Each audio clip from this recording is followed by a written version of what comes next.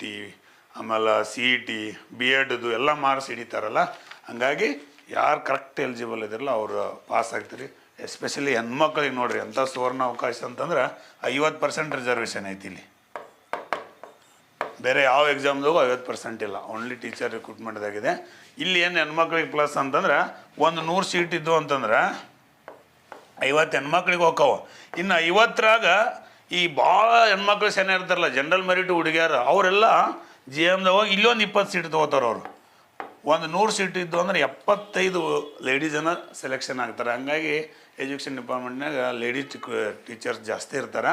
ಗಂಡು ಮಕ್ಳಿಗೆ ಭಾರಿ ಟಫ್ ಇದೆ. ನೀವು 25 ಸೀಟ್ನೇ ಫೈಟ್ ಮಾಡಬೇಕು.